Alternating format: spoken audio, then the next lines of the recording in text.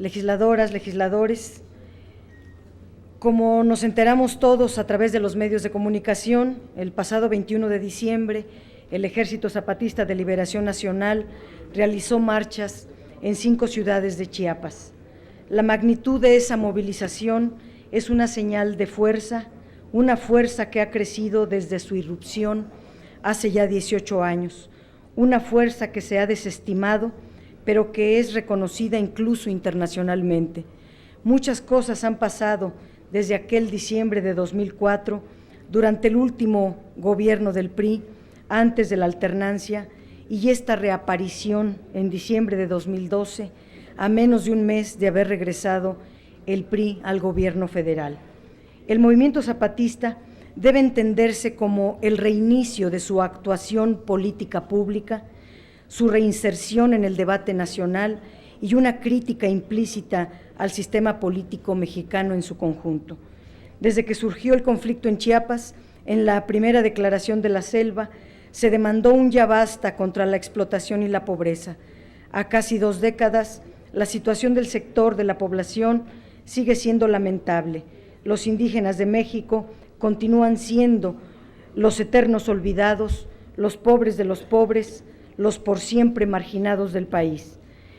El comunicado del subcomandante Marcos, en el que se pregunta ¿escucharon?, tiene un gran significado.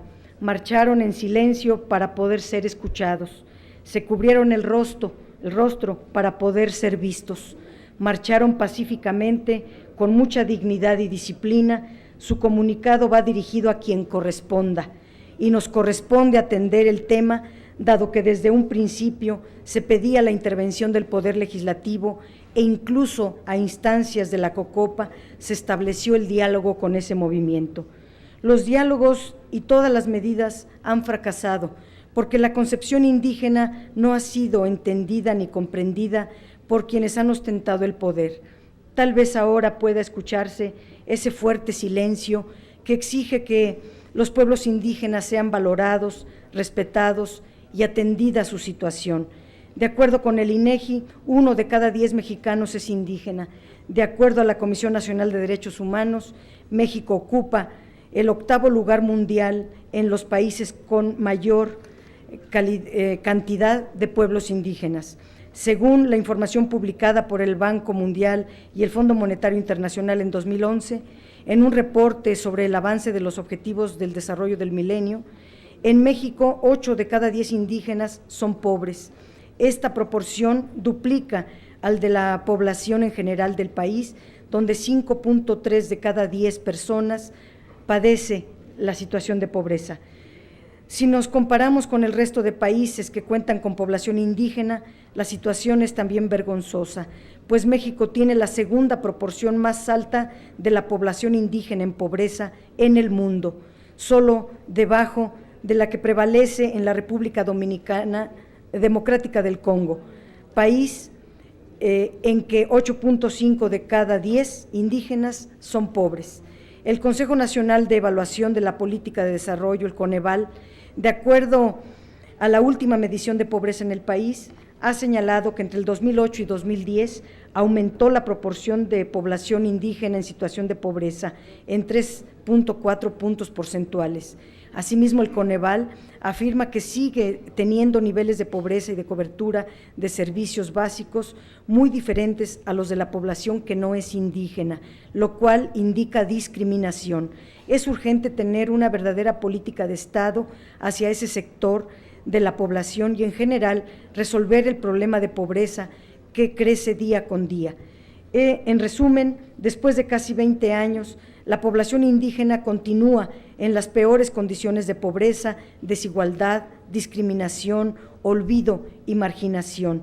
Desde la mesa de negociación en la cabecera municipal de San Andrés Larráinzar, donde se firmaron los acuerdos del mismo nombre de esa comunidad para dar paso a la autonomía y libre determinación de las comunidades, hasta las promesas que se hicieron a raíz de la marcha del color de la tierra hacia la Ciudad de México, todo sigue siendo una enorme deuda con los indígenas. El EZLN no pide nada, no demanda nada, todo se dijo ya, quedó escrito incluso. y el Estado mexicano no cumplió con lo pactado. Ese silencio estruendoso no debe ser ignorado. Esa dignidad que llena de orgullo no es una muestra, o es una muestra de que no todo está perdido. Por lo anteriormente expuesto y fundado, me permito poner a su consideración el siguiente punto de acuerdo. Primero, en pleno cumplimiento de los acuerdos de San Andrés Larráinzar, para restituir los derechos de los pueblos indígenas de México y atender sus justas demandas en materia de justicia, igualdad y autonomía. Y segundo, exhortar respetuosamente a las diversas instancias del gobierno federal y estatal para que de manera incluyente y tomando en cuenta las propuestas del propio EZLN, la sociedad civil, recomendaciones de organismos internacionales, de expertos, de partidos políticos y otras instituciones, realice un esfuerzo serio de diálogo y concertación de acuerdos que garanticen a la población indígena del país su justo derecho a una vida digna. Es cuanto, compañeras, compañeros. Muchas gracias.